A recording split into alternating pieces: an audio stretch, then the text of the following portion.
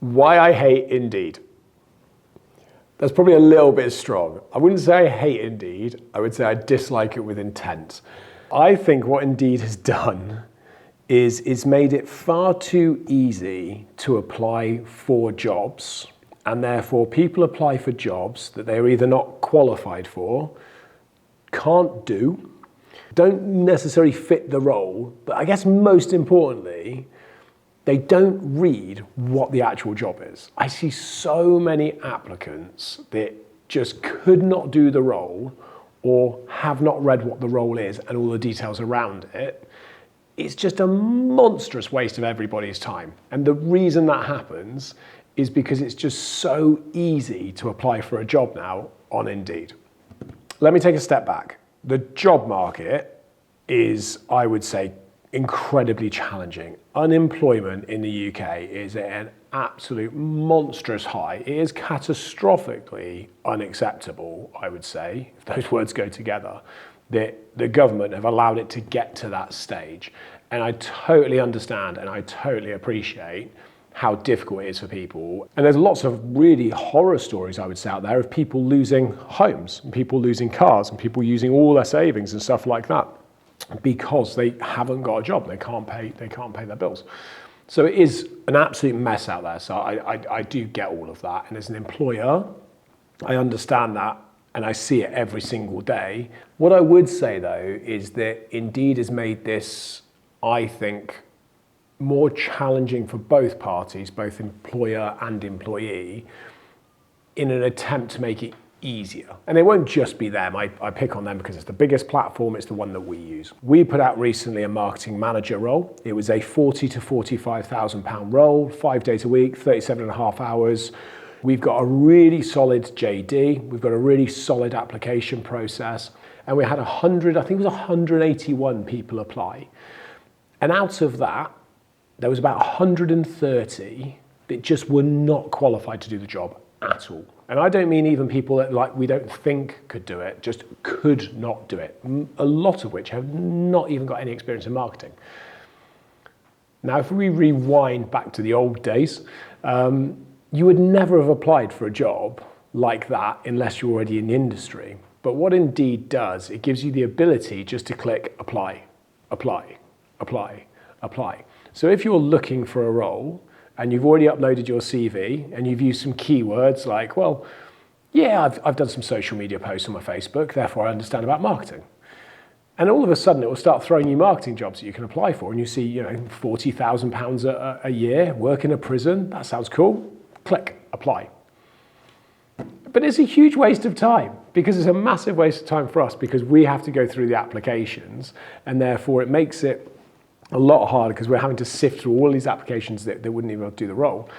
But also it's a massive waste of time for the individual, because I know they're just clicking a button, but it means that they're not honing in on exactly what they want to do and exactly what they would love to do and exactly what they'd be great at doing. And I really do think, I know this is so easy to say because I'm not quite in that situation.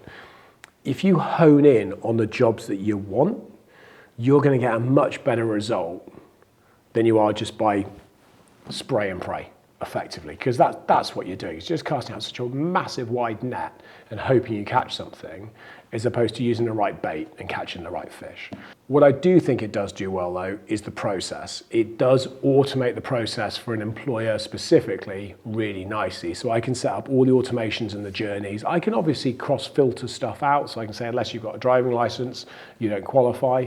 Unless you're UK based, you don't qualify, so on and so forth. But people have got wise to that and they jump around by that. And I do see applicants who say, yeah, no, I can do this. Yes, I can work remote. Yes, I can work on a specific location.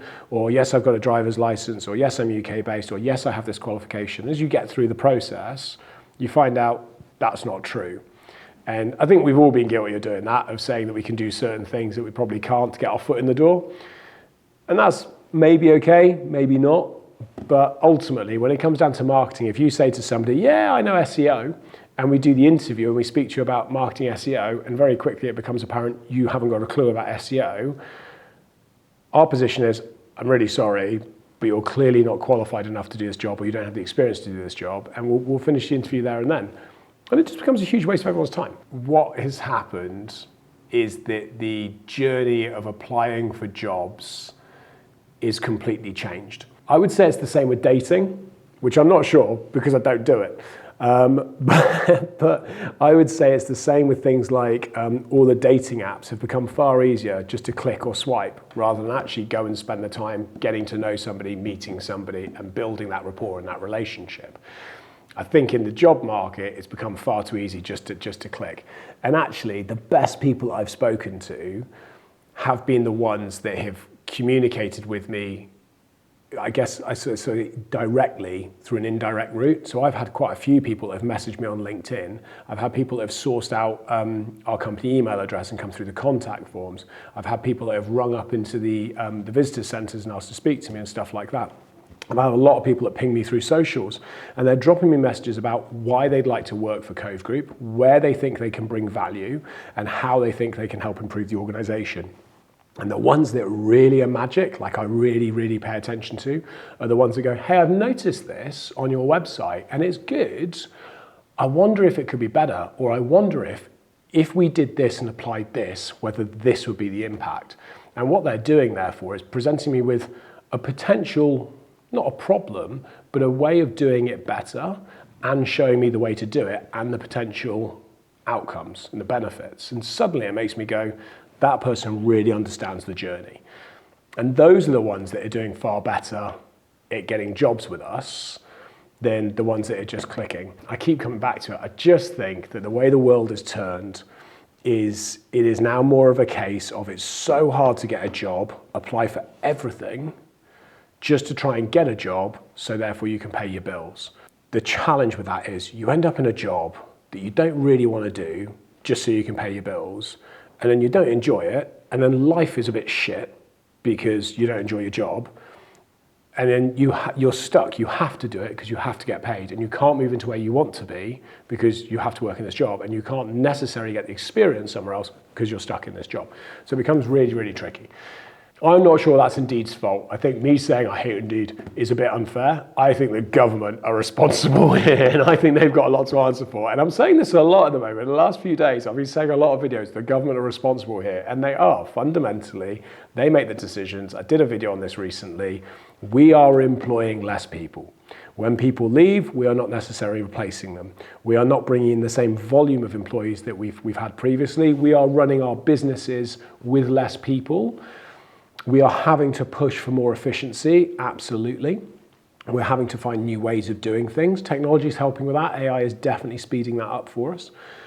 But we are doing that not because we want to do it, but because we're forced to do it. We don't have the capacity in terms of the finances any longer, because it's so expensive to employ people, to employ more people. So we've got less people and we're looking to get more out of that. And that's fair and that's fine. Maybe that's a good way of running a business, but I do think you've got more people in your organization, you have more ideas flowing.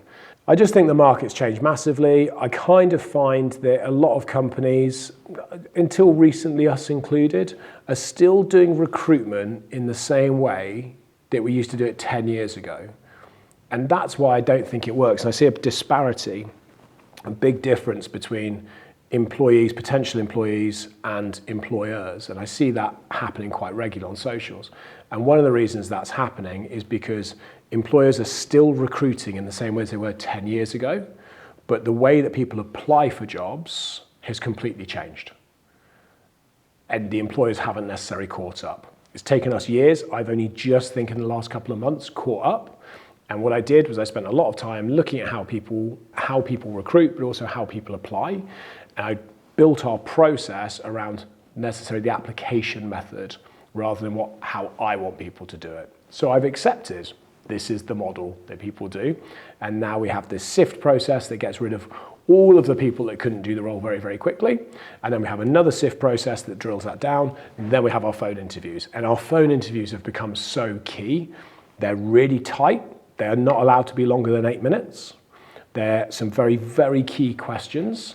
And they're key questions not to find out whether you can necessarily do the role. Our expectation is by the time you get to phone interview, you can do the role. Our identity on there is, or what we're trying to achieve there is to find out if everything fits. Location, salary, travel, all those kind of bits that we need to have in place. Expectations on both sides are there. If we can nail that down, then we're going to start really looking at where you sit in terms of being able to do the role alongside everybody else that's applying. It's kind of how we built it. That's me. I'm Joel Campbell. No, oh my God, I remembered it. I remembered it. This has been Entrepreneur Life with me, Joel Campbell, and I'm an entrepreneur.